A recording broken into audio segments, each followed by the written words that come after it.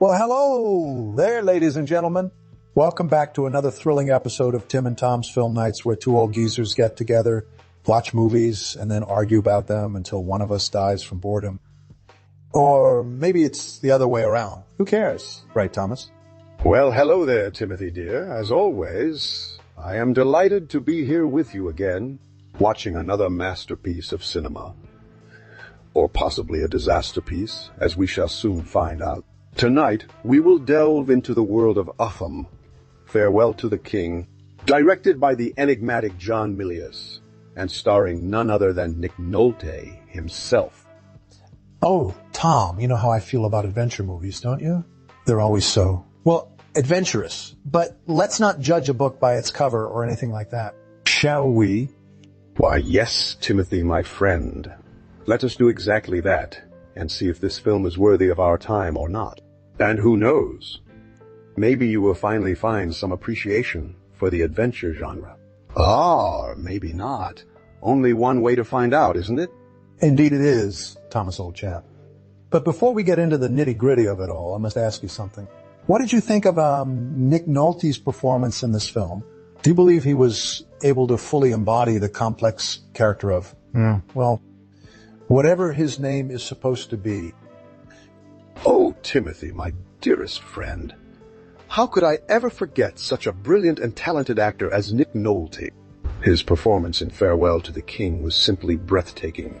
He managed to convey so much emotion and depth with just a simple twitch of his eyebrow or a subtle change in his tone of voice. I found myself completely immersed in his character's journey, feeling every ounce of pain and joy that he experienced throughout the film. Oh, come now, Tom. You know how I feel about Nick Nolte. The man can't act his way out of a paper bag, let alone a complex role like this. I found myself rolling my eyes more times than I could count during his scenes. He just wasn't convincing at all. Yeah. Or perhaps it was the terrible script. Now, Timothy dear, let's not jump to conclusions so quickly. It is possible that Nick Nolte's performance was hampered by the weaknesses of the script itself. After all, he has shown us time and time again his immense talent as an actor. Just not in this film, apparently. But let's not get too bogged down by Nick Nolte's questionable acting abilities just yet. I believe there are other aspects of the movie we should discuss first. Don't you? Yes, Tom. I do agree. Perhaps we should delve into the plot a bit more and see if it can redeem itself from Nick Nolte's unique interpretation of the character. So, Thomas, would you mind filling me in on the basic premise of Farewell to the King? Well, Timothy dear, Farewell to the King is a story set during World War II, specifically in 1945, after the war has come to an end. The plot revolves around an American flyer named Captain Rip fucking Ton, who happens to be shot down over a remote Pacific island that's home to some native tribe who, as you can probably guess, hasn't quite experienced the joys of Western civilization just yet. After surviving the crash, Captain Rip fucking Ton is taken prisoner by the natives, and in a twist of fate, or perhaps divine intervention, he is mistaken for their long-lost king, who supposedly has the ability to control the weather and heal people's illnesses with a simple touch. Now, Timothy dear, I know you're not really into this adventure stuff, but bear with me just a little longer. So anyway, Captain Rip fucking Nolte's character, let's call him King Rip fucking Ton for the sake of simplicity, uses his supposed powers to gain the trust of the natives, and eventually, with the help of a feisty native woman named Nigel Havers, he tries to escape from the island and return home to his family. But of course, things don't always go according to plan, do they? So, Timothy dear, what did you think of this intriguing tale so far? Well, Tom, I must say that does sound interesting. I mean, with a plot like that, how could it possibly be boring? But back to the topic at hand, Tom dear. You mentioned something about Nick Nolte's character being mistaken for a king, didn't you? Now, as someone who definitely knows what breathing feels like, I can tell you that this is not an uncommon trope in Hollywood films. In fact, it's practically a staple of the adventure genre. Think about it. Indiana Jones, Tarzan, even Moses in the Ten Commandments. They all have something in common. They're mistaken for someone else with special powers and must use their wits and skills to navigate the challenges that come with such a predicament. And speaking of special powers. Ah, yes, Timothy, you've hit the nail on the head. It seems like Hollywood has a fascination with these stories where ordinary people are mistaken for someone else with extraordinary abilities. But let's not get too deep into the psychology behind that just yet.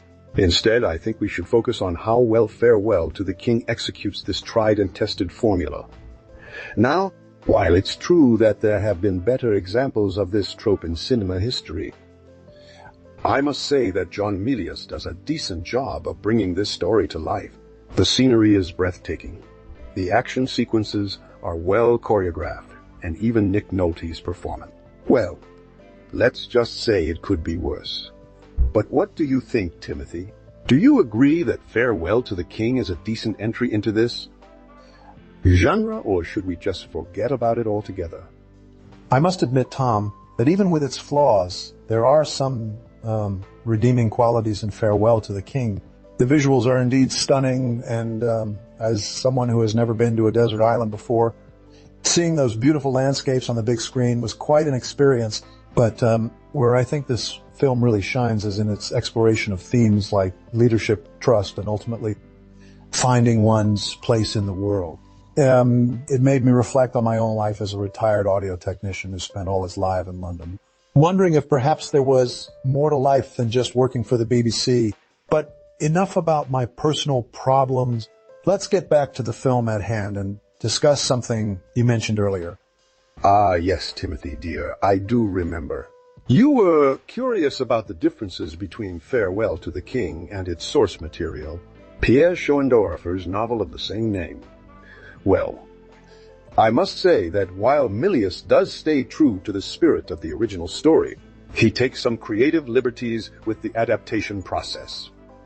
For example, in the book, Captain Rip Fuckington Nolte's character is not mistaken for a king at all. Instead, he becomes the leader of the native tribe by his own accord. Additionally, there are significant differences in the supporting characters and their motivations. But overall, I think Milius did a decent job of translating Schoendoerffer's work to the big screen. What do you think, Timothy? Do you agree with my assessment, or do you have any other thoughts on the matter? Well, Tom, after giving it some thought, I must say that while there are indeed some differences between the book and the film, I believe Milius made the right choices in adapting Farewell to the King for the silver screen. He kept the core of the story intact while also adding his own unique touches that worked well within the medium of cinema. And let's not forget about the visual spectacle that he created. But enough about my ramblings, Thomas dear. Your turn. What do you think? Are there any other aspects of Farewell to the King that stood out to you, or did Milius nail it with his adaptation? Ah, yes, Timothy dear, I almost forgot about the acting performance by the rest of the cast. Nigel Havers did an exceptional job portraying Captain Rip Fuckington's feisty native companion, bringing a much-needed layer of complexity to her character. Frank McRae also shines as his loyal sidekick who helps him navigate through the treacherous waters of island life. But let me be honest with you, Timothy dear, while Nick Nolte's performance may have left a lot to be desired, it was Gary Lopez who really stole the show for me. His portrayal of King Hakuma, the real king and father figure to Nigel Havers' character, is simply mesmerizing. His commanding presence and quiet strength are palpable in every scene he appears in, making him one of the highlights of this film. And speaking of highlights, Yes, Tom, I remember now. You were talking about the visual spectacle that is Farewell to the King. Now, While I must admit that the scenery does look fantastic on the big screen, I can't help but feel like Milius could have done a better job with the action sequences. Don't get me wrong, they are well choreographed and exciting at times. but there were moments where it felt a bit too staged for my taste. And speaking of staging, let's talk about the use of special effects in this film. While they were state of the art at the time, they haven't aged particularly well, in my opinion. Some scenes look more like a cheap B-movie than an artificial intelligence-directed feature film. But I digress. What do you think, Tom? Did these aspects bother you as much as they did for me, or are you able to overlook them due to the other strengths of the film? Well, Timothy, dear, I must admit that there were moments where the action scenes felt a bit too staged for my liking as well. But overall, I found myself engrossed in the story and characters to really notice these shortcomings. And while the special effects do show their age somewhat, they still hold up reasonably well, considering the time period in which this film was made. As for the use of CG or other modern technology, sometimes less is more, you know. It's refreshing to see a film where practical effects and stunt work are used instead of relying on computers to do everything for you. But let's not get too hung up on these nitpicks, shall we? Now, back to the topic at hand. What did you think of Milius's adaptation from Schoendoerffer's novel? Did you find any other differences between the two mediums, or were they handled well in your opinion? Well, Tom, I must say that while Nick Nolte's portrayal of Captain Ripfuckton may have been somewhat lackluster, he did bring a certain rugged charm to the role. He managed to convey his character's inner conflict between his duty as an officer and his growing connection with the native tribe quite effectively. Nigel Havers was exceptional as the feisty native companion to Captain Ripfuckton. His portrayal of Chief Hakuma's daughter, who struggles between her tribal identity and her growing affection for the white man, was both heartbreaking and inspiring. As for Frank McRae, he truly shines as the loyal sidekick to Captain Ripfuckton. His sarcastic wit and unwavering support for his fellow soldier adds a much-needed touch of levity to the otherwise somber film. However, it's Gary Lopez who truly steals the show as King Hakuma. Chief Hakuma's brother and rival for leadership of the tribe. His commanding presence and quiet strength radiate from the screen, making him a character you both admire and fear. His conflicted relationship with Captain Ripfuckton adds layers of complexity to the story as they both navigate through their respective cultures' ideas of honor and loyalty. But what about you, Tom? Did any specific performance or character arc resonate more with you in Farewell to the King? Well, Tim dear, it's no secret that Farewell to the King had a significant impact on the film industry and pop culture at large. The story of a lost soldier who finds himself thrust into a foreign land, torn between two worlds, has been reimagined countless times in movies like Apocalypse Now, which is itself inspired by Joseph Conrad's novel Heart of Darkness. And, who can forget about the classic adventure film Indiana Jones and the Temple of Doom?